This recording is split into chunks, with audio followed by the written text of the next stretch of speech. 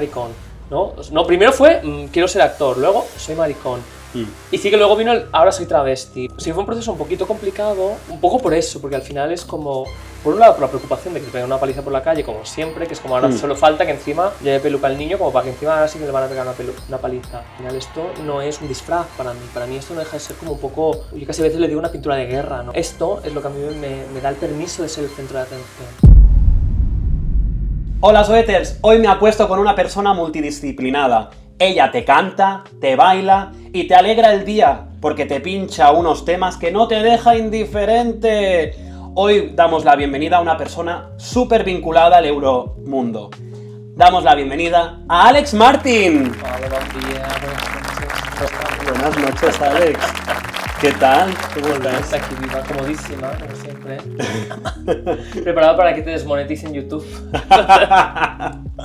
La verdad es que no dejas indiferente a nadie, ¿eh? Hombre, sí, ese es mi trabajo. Las pestañas yo creo que al Te final... voy a sacar un ojo tan cerca así. No. Según qué cosas me las tengo que recortar. Cuéntanos, Alex. ¿Alex Martin es tu nombre real? ¿Es un nombre artístico? Bueno, es un nombre artístico, pero es mi nombre real. Me llamo Alex Martin. Vale. Pero ya desde hace muchísimo tiempo, desde adolescente, me lo puse con las dos Es, cuando era así como darks. Esa época que tu madre te decía, no te pongas en Facebook tu nombre real, que yo que sé, que te van a secuestrar o alguna cosa de estas. Pues me lo puse con dos Es y desde entonces pues siempre lo he usado así, Alex Martin. Y cuando empecé ya a dedicarme al tema del drag, pues decidí quedarme con el nombre porque al final no hago un personaje, no es un personaje, entonces muy bien. Ello. Eso te iba a preguntar, ¿no? Si te habías llegado a sentir como cuestionada del rollo, pero como, ¿por qué no te pones un nombre más femenino? O... Pues sí, a mí me cuestionan todo el rato, pero al final... ¿Qué más da? Es como... Aprendes a convivir. No, y que al final mi drag no es lo que se espera tampoco del drag, en muchas cosas, en muchos sentidos, a nivel de maquillaje, a nivel de estética... Pero bueno, también esas un poco... Yo creo que también hoy en día estamos en un momento en que el mismo drag está muy abierto, se está abriendo muchísimo y acepta mucho más fácil tipos de travestismo menos estándar o más disidentes. Sí, la verdad es que nos gustaría que nos contaras un poco más de ti, ¿no? En plan, cómo nace tu personaje o cómo se desarrolla. Has dicho que tu drag no, o sea, rompe estándares, ¿no? Un poco. Bueno, al final yo hace muchos años que me dedico al mundo del arte, por suerte, desde que tenía pues 18, 19 años que empecé como a hacer cositas y tal, estudio música desde pequeñito y teatro desde pequeñito, pero el drag en sí, yo empecé a dedicarme al drag justo cuando salimos del COVID, porque fue cuando empezamos a abrirnos. Sí que antes yo había hecho cositas de drag, pero yo me dedicaba más al tema de DJ, había sido actor de musicales, otras cosas, y sí que había hecho drag, pero había hecho drag mucho más... Para mí el drag siempre era una cosa muy club kid. Tengo que decir, yo tenía como un poquito incluso de homofobia interiorizada en ese sentido, sobre todo, no sé si es por mis padres o lo que sea, y yo cuando hacía drag era como, vale, pero no me pongo peluca, pero no... Y usaba mucho maquillajes tipo club kid, muchas formas geométricas, colores, muy poco lo que se entiende, ¿no? Como drag. Y sí que fue cuando empecé a dedicarme como más en serio en el drag que dije, ok, pues vamos a ser travesti, ¿no? Dedicarnos a esto. Y todo como que en mi vida encajaron todas las piezas, ¿no? Allí sí que empecé, pues vale, pues drag. Pero como arrastré muchos de estos factores, tanto estéticos como conceptuales que llevaba de antes, ¿no? Por un lado el hecho de no buscar el parecer a una mujer, que no es para nada lo que yo busco con mi drag. Evidentemente mi drag como todo el drag juega con el género, con los elementos de género, ¿no? En mí ahora mismo hay elementos que la sociedad entiende como masculinos, elementos que la sociedad entiende como femeninos y elementos que son pues de fantasía, ¿no? Y en ese popurrí generas la magia, la confusión, el travestismo, ¿no? Sí. Y that's it, un poco así salió la cosa. Y lo guay y no guay es que al final yo siempre mi drag se ha desarrollado trabajando, actuando, que eso es bueno, porque al final ha sido un drag que ha ido surgiendo desde lo que yo he vivido en escenario. Lo malo es que hay fotos, desde la primera vez que me monté, hay fotos y vídeos y eso es un problema el día que aparezcan, ¿no? Pero bueno, bien. Muy bien. Bueno, estás en el Acuéstate conmigo. Nos gustaría saber cuánto hace que no te acuestas con alguien. ¿Qué día es hoy? ¿Hoy qué día es? A ver, ¿dónde está? Yo he vuelto de... Hace muy poquito que he vuelto de gira, y en las giras hay esa cosa de que acabas durmiendo como... Si no eres rica y famosa, ¿no? Pues acabas durmiendo como... donde puedes. Pero lo que es acostarse en el sentido de la palabra, más complicado. Lo que pasa es que al final acabas durmiendo en cualquier rincón con cualquier persona que te encuentras, porque en las giras siempre decimos, como tú come porque no sabes cuándo vas a volver a comer, tú duerme porque no sabes cuándo vas a volver a dormir. Ya ves. ¿Y en una de esas acostadas surgió algo más? No, eso para Grindr, pero creo que este canal no es esas cosas. Esto es Grindr internacional, sector internacional de Grindr. Bueno, me gustaría preguntarte si cuando te acuestas con alguien cruzando la línea que todos conocemos, ¿lo sueles hacer más con tíos, con tías o prefieres no etiquetarte? No, yo en general desde hace muchos años me acuesto principalmente con gente que se identifica como hombre, pero tampoco a priori me cierro a nada, porque hoy en día pues soy muy tonto como... Yo soy un hombre cis, eso lo tengo clarísimo, y soy un hombre cis a priori pues gay, ¿no? Pero también hoy en día estas etiquetas son un poco ya outdated. Pero bueno, en la práctica... No, sí que es verdad que me acuesto principalmente con corporalidades entendidas como masculinas. Perfecto.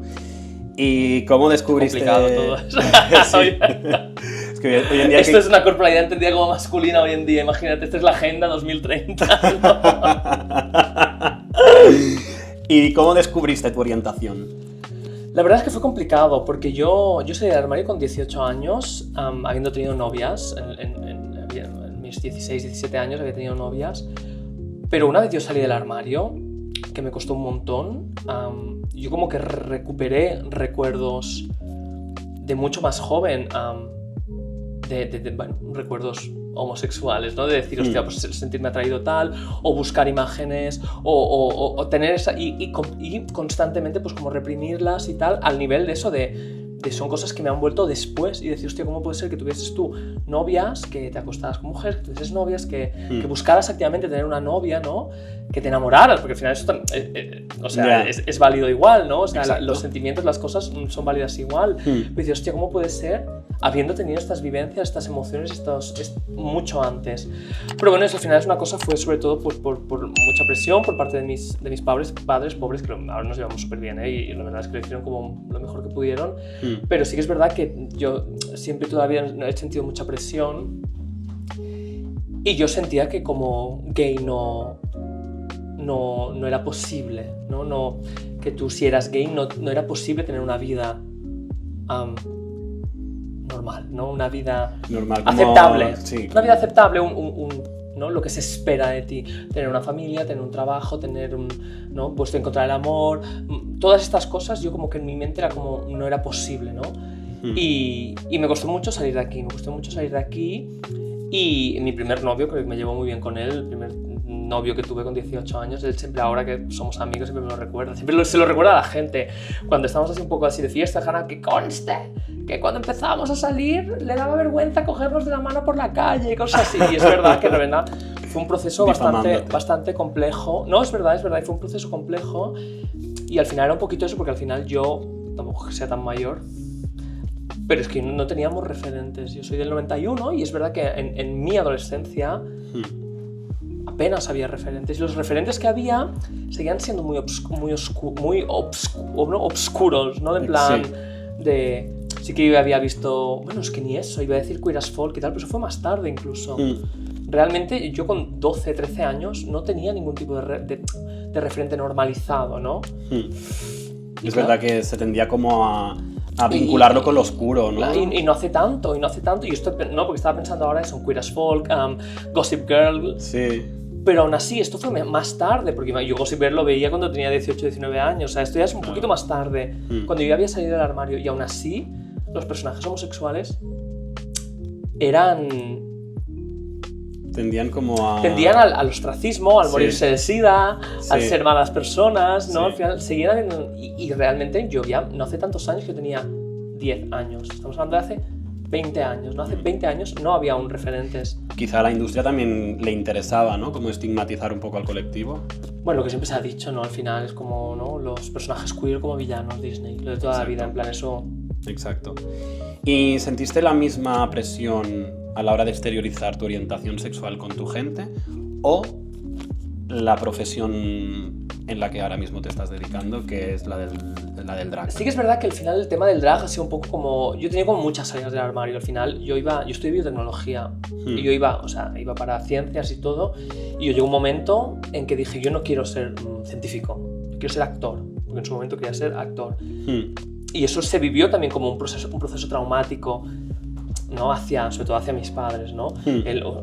Primero, soy maricón, ¿no? No, primero fue, quiero ser actor, luego soy maricón. Y sí que luego vino ahora soy travesti. Pero sí que es verdad que, claro, es como no hace tanto tiempo de esto. Yo tenía ya 30 años cuando empecé a dedicar al drag.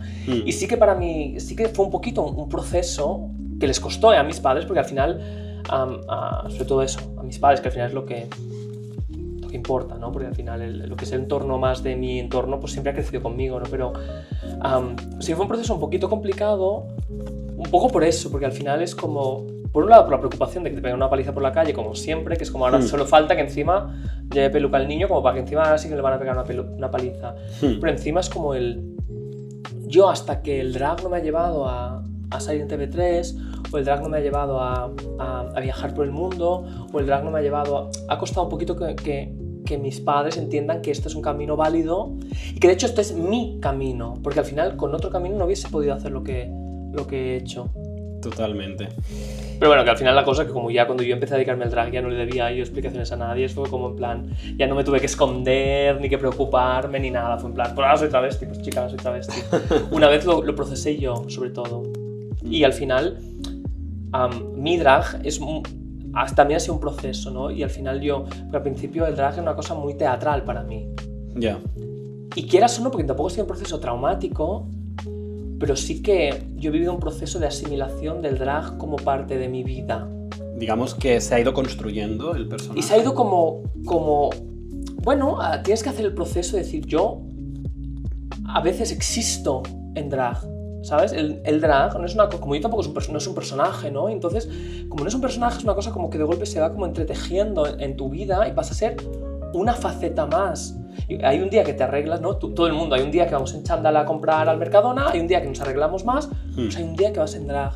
Porque al final yo trabajo mucho, pero también existo mucho en drag. Y el entretejer esto, que es un proceso Es un proceso, porque al final... Como hombre, ¿no? Como hombre gay, yo tengo una serie de privilegios como hombre que dejo guardaditos en el cajón el día que salgo en drag. Y a la vez mi drag también es como bastante especial. Tampoco es que yo de golpe pase a ser leído como una mujer. Es como... Y ha sido un proceso como interno bastante curioso. No lo he vivido como traumático, ha sido curioso. ¿Te sientes más vulnerable cuando vas dragueada? Por un lado sí, porque evidentemente sabes que... Pero por otro lado también te sientes más poderoso, porque al final esto no es un disfraz para mí. Para mí esto no deja de ser como un poco... Yo casi a veces le digo una pintura de guerra, ¿no? Porque esto es lo que a mí me da el permiso de ser el centro de atención. Entonces, también me siento mucho más poderoso cuando salgo por la calle así. Claro, es como un arma de doble filo. Un arma de doble filo, porque tú eres racionalmente consciente de que vas a traer más odio. Es más probable que venga alguien y te pegue una paliza que simplemente siendo un maricón. ¿Y te has encontrado en la situación? La verdad es que no mucho, porque tengo la suerte de que esto da un poquito de miedo. Y entonces, como sí que es verdad que en general la primera reacción es como de confusión o de incluso de susto, ¿no? Si te encuentras a mí por la calle así, pues hay un punto como que da... Y en general, como este primer punto como de susto, de confusión, a mí ya está, ya me permite que yo ya me he ido. O sea que realmente no he vivido muchas situaciones... Pero bueno, sí, lo típico que te insultan por la calle, te dicen algo, pero preocupante, o sea, realmente preocupante, no mucho, la verdad. ¿Que hayas tenido que pasar miedo? Alguna vez he pasado un poco de miedo, no hace mucho, pero por ejemplo, incluso me ha pasado más fuera de España, porque por ejemplo en el norte, he estado ahora en Dinamarca, en Suecia, por ejemplo allí en Dinamarca por la calle en drag, supongo que se ve menos, y allí son como más, me he encontrado que son como más agresivos, ¿no? Hacia ti, ¿no? Aquí la gente dice mucho, oye, el Raval, pero yo he ido por el Raval montaña, sí que alguien te dice algo, pero tampoco... Ya. Bueno, Alex, nos has dejado muy claro que de una forma u otra formas parte del colectivo. Sí, de todas, depende del día. Y metiéndonos de lleno en el colectivo y en lo que a todos nos comporta, me gustaría saber qué piensas de las aplicaciones de citas estilo Grindr, Bumble, Tinder y sus muelas en vinagre. Yo utilizo Grindr, he utilizado siempre Grindr. En su momento había utilizado alguna otra, plan en Romeo o alguna cosa así. A mí me sirve. Pero sí que es verdad que es un arma no de doble filo, sino de 500 filos, ¿no? Creo que tienes que tener todos hemos...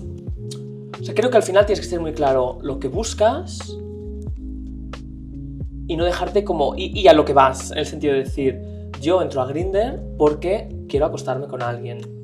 Ahora. Para saciar una necesidad momentánea. Ahora, que eso no significa que con esta persona, pues evidentemente, no que el sexo esporádico, o sea, que el sexo como... con esta performatividad de la esporadicidad, ¿no? De subes, follamos, te vas, no sé cómo te llamas, eso no tiene por qué ser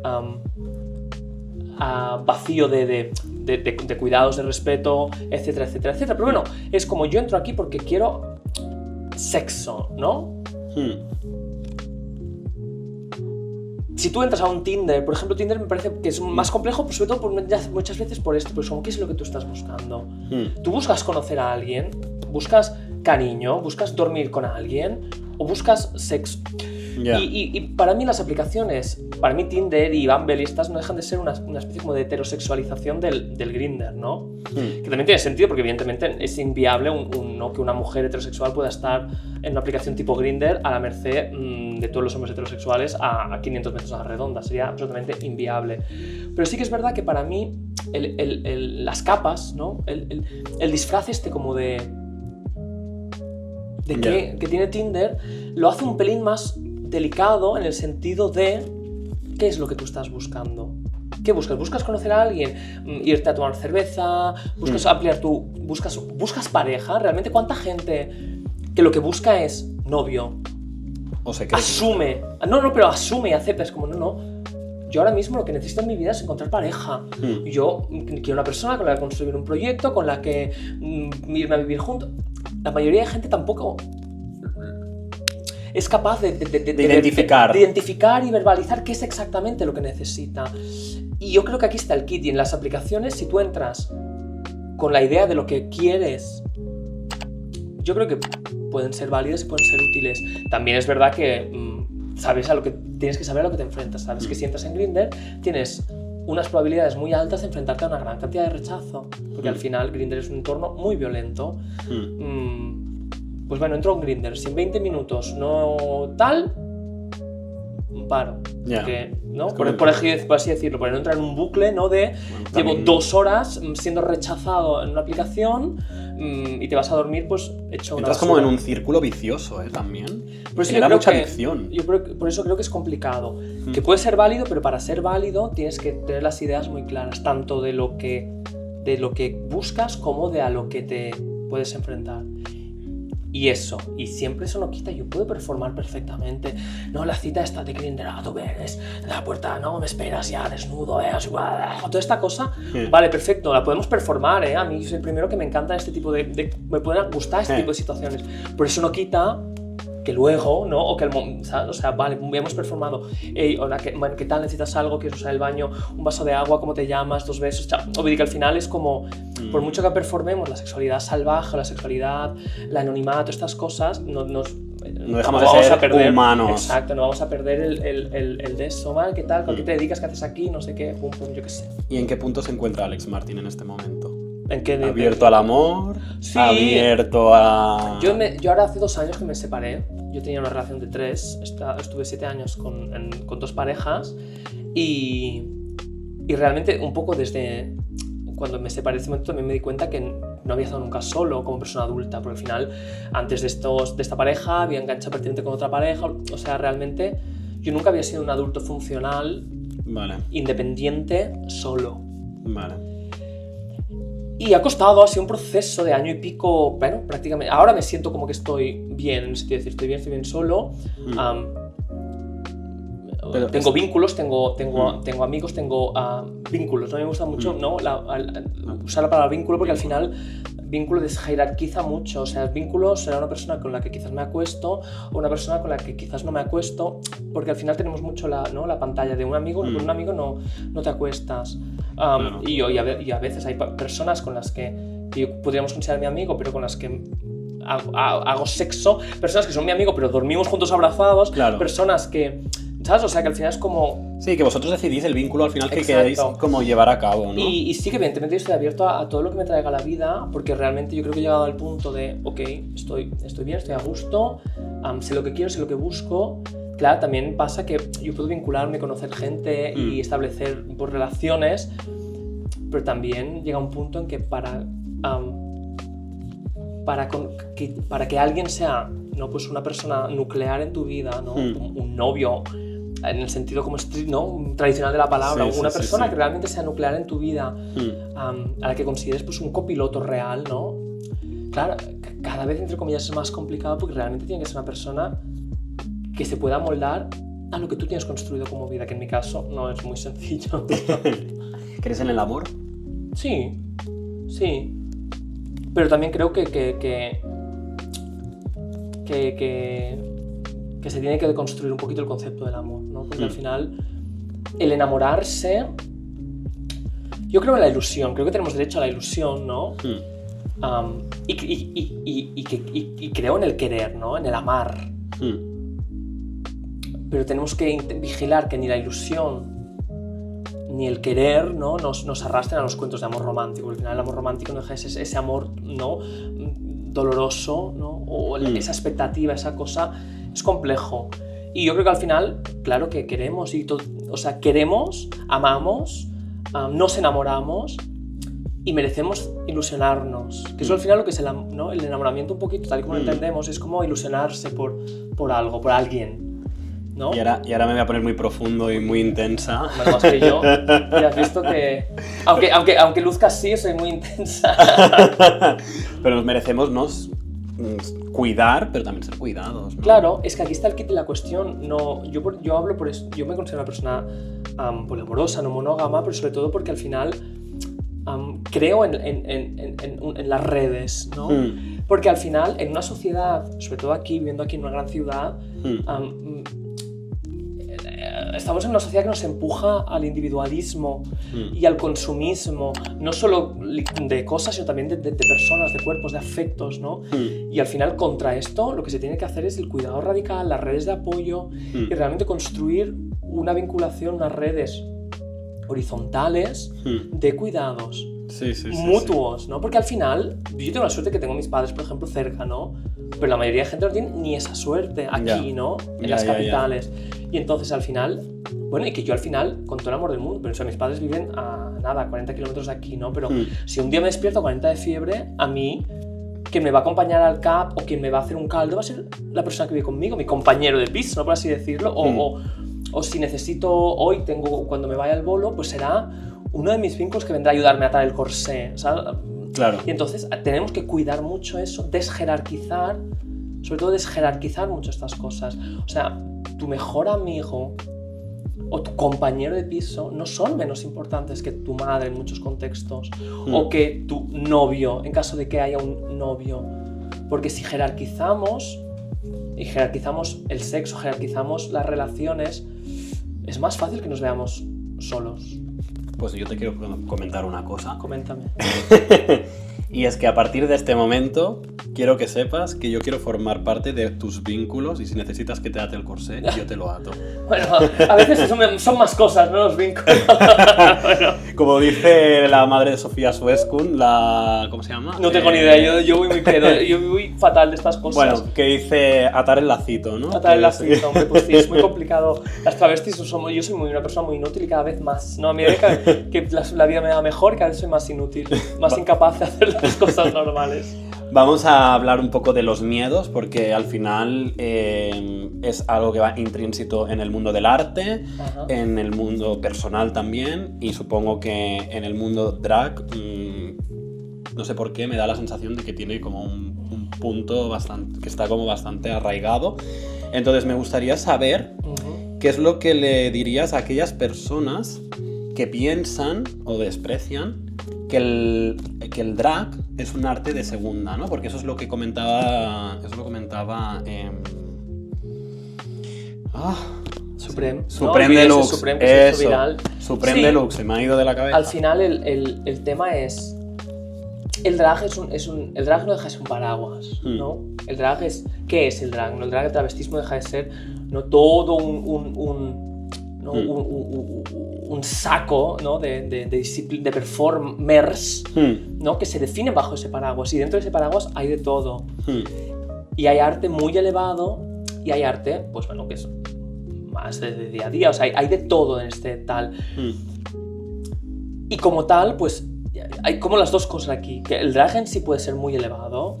El drag, un artista drag, bueno, es que no hace falta... O sea, mira a Pablo Vittar. Pablo Vittar se define como artista drag. No a priori, que yo sepa, no se define como una persona trans. Es una persona que es drag. Performer drag. Y es de los artistas más importantes del mundo. ¿No? O sea, realmente desde el drag tú puedes hacer arte muy elevado. Desde el drag puedes hacerlo todo, que es un poco la gracia. Es a mí lo que me enganchó realmente del drag, que desde el prisma del drag puedes hacerlo todo. Puedes cantar, puedes bailar, puedes presentar, puedes escribir libros, puedes hacer... Es que no, todo.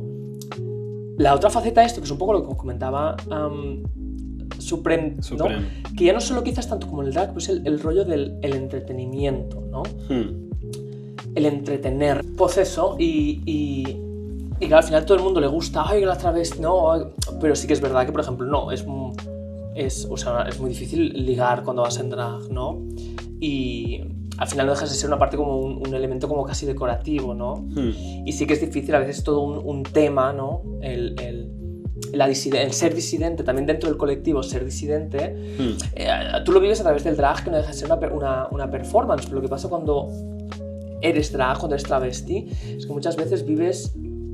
yo tengo el privilegio de que la realidad drag yo me la guardo en un cajón y salgo al mundo como un hombre gay. Pero hay mucha gente que no tiene ese privilegio porque su identidad ya es disidente. Por ser trans, por ser queer, simplemente por tener una expresión de género que de per se es menos normativa, ¿no? Entonces esto es todo un tema que hay dentro del colectivo, ¿no? De cómo incluir a todas estas disidencias, porque al final lo gay también tiende a la normativización y a la capitalización, y entonces en esa supernormatividad la homonormatividad vuelven a estar excluidas las identidades disidentes, y es un poco como un bucle que vuelve al principio.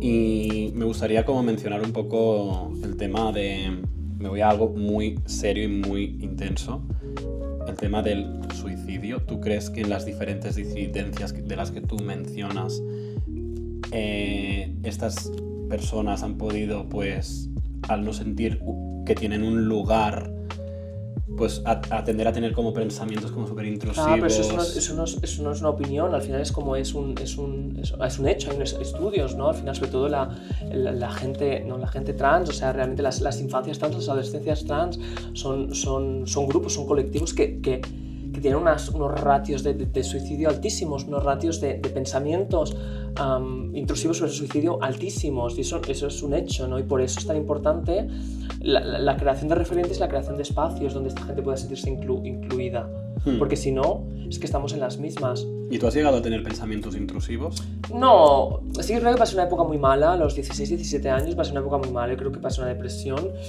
que allí sí que realmente fue una época muy chunga, donde realmente creo que es una época que tengo un poco bloqueada, pero yo creo que allí en esa época pasé una depresión y sí que tuve momentos muy oscuros, pero sobre todo por eso, porque era cuando estábamos ya en el límite de decir, vale, es que eres gay, y no quería, realmente no tenía la capacidad de aceptarlo, ¿no? Pero bueno, no, con el tema del drag no, es que al final con el tema del drag para mí al revés, ha sido como una liberación. A mí el drag me ha ayudado a aceptar mejor mi cuerpo,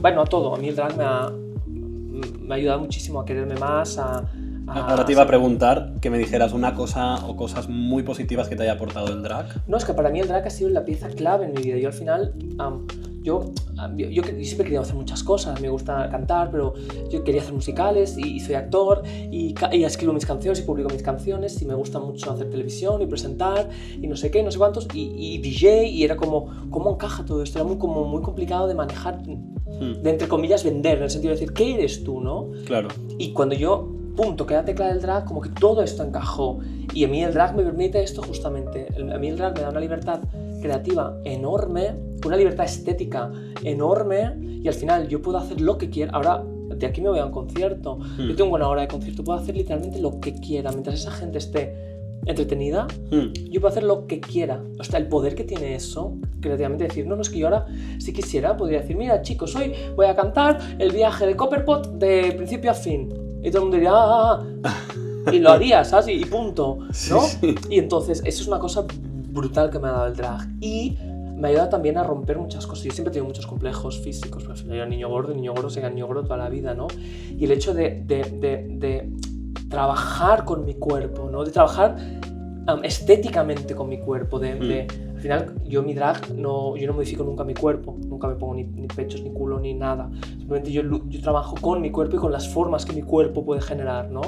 Con corsés, con vestidos, con cosas. ¿Te gusta mostrar el pelo que tú claro, tienes? porque aquí justamente es la gracia, ¿no? O sea, que tú desde fuera leas un poco eso, hombre con peluca, esa confusión, esa cosa tal. Y a mí eso me ha ayudado muchísimo a querer más a mi cuerpo, a estar más seguro de mí mismo, etcétera, etcétera. ¿Y lo peor que hayas podido vivir con el drag o algo negativo a destacar? Bueno, pues que el drag es incómodo, ¿no? El drag... Esos tacones no se llevan solos. No, el drag es incómodo, el drag es precario. Yo soy una persona que por suerte no vive en la precariedad, por puro privilegio mío y por puro trabajo y por la suerte que tengo yo de realmente trabajar muchísimo, pero bueno, pues tienes que hacer grandes jornadas largas con dolor físico, con maquillaje, con tal, coger coche, las cosas negativas de cualquier otro artista, de un músico, no de un actor, sumándole el factor pues de un corsé, de un tacón, de una pestaña pegada a la cara, etcétera, etcétera. Y quizás al final lo más negativo es eso, y que muchas veces estás en entornos donde no saben, entre comillas, trabajar con drag, y tú llegas a un sitio y no hay espejos, tú llegas a un sitio y te tienen horas esperando, etcétera, etcétera, etcétera. Nos gustaría saber también cómo has llegado a conquistar el Euromundo, porque te veo muy vinculado al mundo de Eurovisión. Bueno, fue un poquito casualidad, la verdad, fue un poco como de casualidad. A mí me ha gustado siempre Eurovisión, yo no me considero Eurofan porque creo que al final ser Eurofan es un commitment muy concreto, ¿no? Un Eurofan es una persona que tiene una relación con el Festival de Eurovisión muy, muy concreta y muy grande, ¿no? Y una vinculación Bueno, al final es que es un poquito de las cosas realmente positivas de Eurovisión, que la verdad es que no es el mejor año para hablar de las cosas positivas de Eurovisión, pero realmente el Eurovisión es para mucha gente mucha gente ha encontrado en Eurovisión la comunidad, el espacio, la red, el motivo, ¿no? La ilusión que no ha encontrado en cualquier otro sitio. Y yo un poco de casualidad empecé a trabajar en eventos de Eurovisión y la verdad es que es maravilloso trabajar para Eurofans, porque al final son gente pues, muy agradecida, ¿no? Que realmente están viviendo, les estás dando un poquito lo que más quieren, que es como una fiesta centrada en Eurovisión, shows de Eurovisión, música de Eurovisión, que es lo que no hay muchos espacios así. Y aparte son en general un colectivo muy, muy educado, muy amable, muy poco violento, muy agradecido. Entonces, pues bueno, una cosa fue llevando a la otra y bueno, y ya es el tercer año que trabajo en Eurovisión, o sea, en la localización de Eurovisión. Yo para Eurovisión directamente no he trabajado nunca, pero en eventos relacionados con Eurovisión, he estado de gira con cantantes de Eurovisión, he tenido la suerte de presentar aquí en Barcelona 2 años ya la Barcelona Eurovision Party, estuve en Estocolmo presentando la Nordic Eurovision Party, he podido conocer un montón de artistas de Eurovisión, me salió en el documental de Eurovisión que han hecho ahora sobre catalanes en Eurovisión. Ha sido un poco como azares la vida, porque al final yo siempre digo, no, la vida yes and, ¿no? Vamos a... Sí, vamos a ello. Y encuentras estas cosas. Bueno, tu actitud también al final, ¿no? Bueno, trabajar. Sí. ¿Qué hace falta? A todo. Sí. Sí a todo. Sí a todo, y así estamos. En una cama con un señor misterioso preguntándome sobre mis suicidios de los 16. Me encanta. Bueno, como bien dice el podcast, acuéstate conmigo. Ahora yo creo que ya sería un momento para irnos a dormir, pero antes me gustaría que me cantaras una nana. Y que canto con nana. Vale, pero en plan modo nana, ¿no? En plan... Pero tú ya ponte así. Ya. ¿Canto? Sí, pero... ¿Estás preparada? Pero... Espera, que no me quiero quedar dormido de verdad. Antes de irte a dormir, no te irás a dormir sin aprender una cosa nueva. Hoy con Alex Martín he aprendido muchas cosas y ahora me va a cantar una preciosa nana para dormirme. Pues nada. Pero que... Ya sé que yo estoy en un buen momento, solo era cuestión de tiempo. Voy a salir a la calle a gritar lo que siento a los 4 vientos.